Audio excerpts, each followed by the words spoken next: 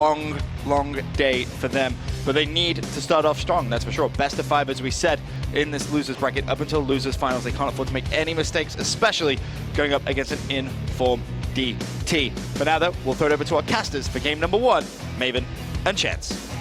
All right, thank you very much, Benjamin. Let's get it going. Game number 1 is going to be Hardpoint on Compound, and I'll tell you what, Chance, we were taking a look at the maps before we got rolling here. For me, this is almost a must-win for DT, with game 2 being S&D on Detroit. Zuma's been going out of his mind on that map. Yeah, without a doubt, but honestly, you know, I have to imagine that pretty much any one of these maps is almost a must-win situation. Right? Like, it's not going to make a difference. This is FaZe that these guys on DT are going up against. No one, I think, has much faith in them at all. They have a lot to prove today, but on the bright side for them, it's early morning. That is the first time we ever saw FaZe actually drop a series, but honestly, I think that might be the only thing working in DT's favor. Well, you do. Honestly, that's the thing. You have teams that really struggle in the morning, or some that late at night don't play very well. That is certainly something we've seen happen historically at events. But tell me a little bit about this DT roster. Who do you think is really the player that needs to step up, has to have a massive series if they're going to have any chance going up against FaZe? Okay, well, first off, every single time I've seen him so far, Ivy and Watson have been playing very, very well, but Sender and Diabolic, it's kind of a 50-50 of which one performs well and which one kind of drops the ball. So I have my eye definitely on Diabolic the entire series. Again, Faith and Ivy and Watson. Watson, complete monster player coming over from the EU. Sender, I have a lot of faith in. He's been around for a while. He's been around the block. Diabolic, though, I think he really needs to prove himself today. Yeah, I mean, thinking back, Sender towards the end of Ghost really started to establish himself as a top player. Had a kind of up and down career here through Advanced Warfare, but let's see if he can wrap up another game going out on top. Definitely, like I think Chris said, a top placing for a lot of these guys now that they've secured this finish. Let's see if they're able to sneak by FaZe. So far, able to keep it close, have a 6-point advantage here, just under 2 minutes into this one. Going to stick with Ivy right now as he is on a 3 streak. Make it 4, 7-4 with 4 captures to go with it. Can he get another? That's going to tally up assists. One more to his right. He's going to pick that up before finally being taken out by Clayster. Oh, an incredibly solid plays all the way around. Clayster, though, was able to pick up 2, so Attach is going to be able to come in behind him, but FaZe only going to be able to get those final 6 or 7 seconds to scrap time, and of course, when you push for that scrap time late in the game, that's going to allow the other team to out-rotate you, and you can already see DT taking full advantage of that. You're watching Ivy right now on your screen. Well, his teammates are doing a decent job of slaying around him. He has 2 players in the back to deal with. You can see he's very aware that they are there, but more FaZe players flooding in. Of course, though, Watson able to come and support. Clayster again and take him down, but, well, Ivy hasn't even had to have a single gunfight I'm waiting for someone to move in on him. He's dancing back and forth, finally getting some action, able to get the assist, pick up 1 as well. Third going to push and able to pick that up. Going to be a 2 streak, 10 and 5 for Ivy,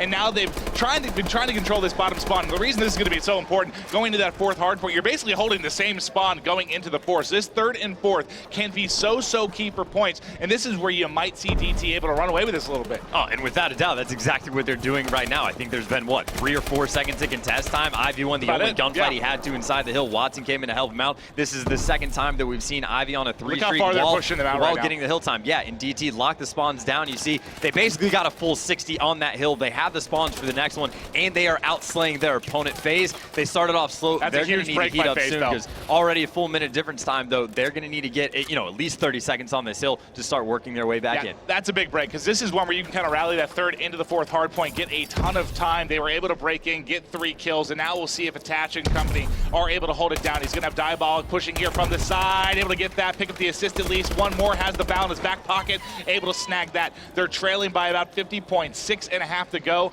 Attach on a 4 streak. Clayster getting going. He's on a 4 streak as well. Let's hop out to get his POV, as he's going to be the one kind of covering this far left side. And you can see in the minimap, there's going to be a couple guys going to be pushing from DT on this side, and that's going to be Clay lining him up with the bow. Not able to finish it, though. That's a gunfight you want Clay to get.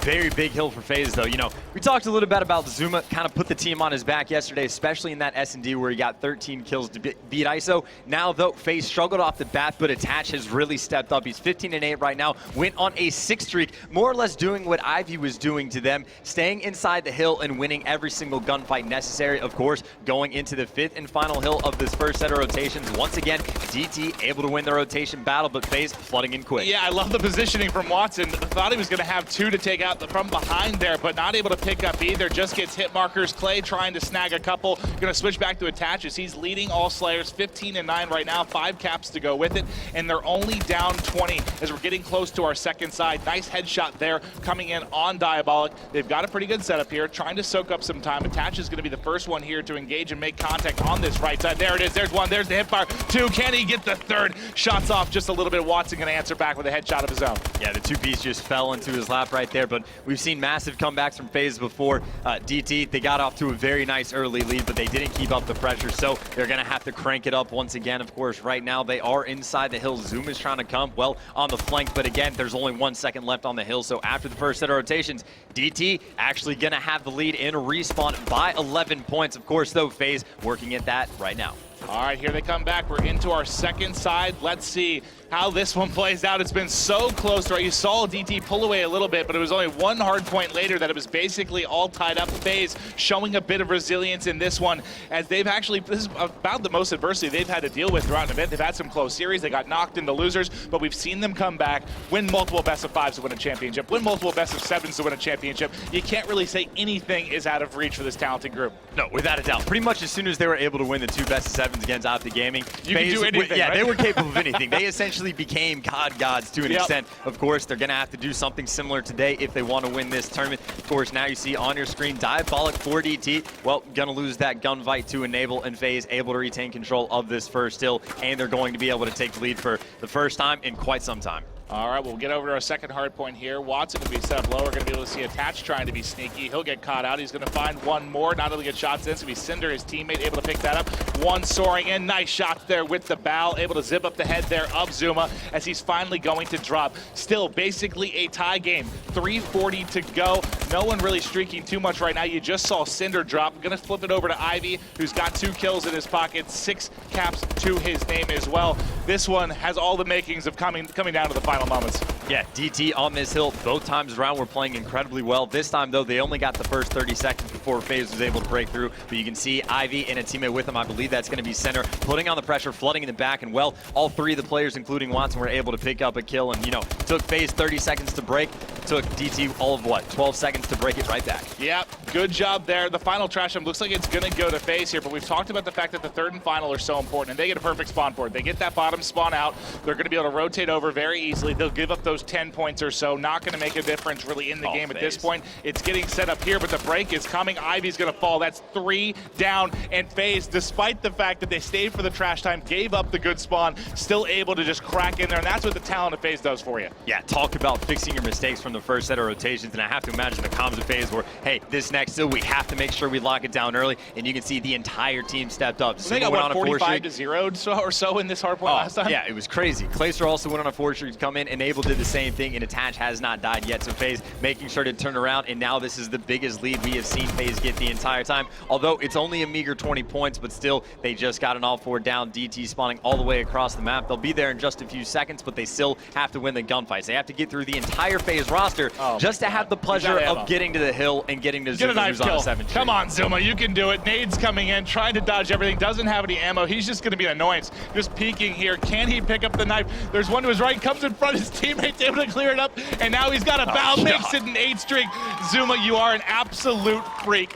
Minute 50 on the clock, rotating over to the 4th hard point. If FaZe can lock this up for any significant amount of time, this game is going to be over before we even get to the final hard point. It is going to be Diabolic inside, but Enable takes them all but, what, 5 seconds to clean that up. DT frantically trying to push in from that left side of the minimap. They are going to have control for just a moment, but Zuma just completely locking it down. He's trying to throw the team on his back once again. He's going to get the 3rd as well. Finally, Nade is able to take him down, but Enable going to be there to help out FaZe. FaZe in complete control, really starting to run away with this game. More than 60 seconds left in, but hey, it's nearly a 60-second lead. Unbelievable, and that was really, it was the entire team. It started with that 3rd hard point where they got crushed on the first side. What was it, 3 different 4 streaks you saw? And it really ends up being Zuma, man. He is the one that goes off, gets to that 10 streak, and now it is going to be mathematically impossible here for them to even come back in this one. What an incredible job from FaZe. What was the score, 90 to 25, 19-28, something like that, that they were trailing early on. Great resilience from this FaZe team. And this is what you saw last night. You know, you talked about Matt. He was casting that final best of 5 with isolation with FaZe. They were up against the ropes,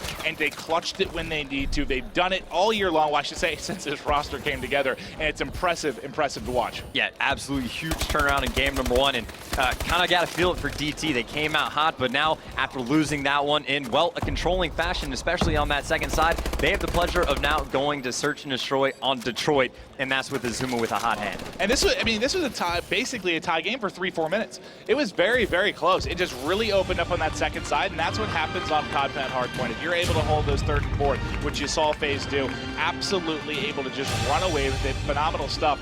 And really everyone getting in the action, pretty much everyone right around that 35 mark outside of Clayster, but still having a solid game for him, which is a map dominated by the sub, obviously. Not usually going to be a 50 bomb coming out of him here. But what stands out for you from both rosters? Why did DT fall a little bit short?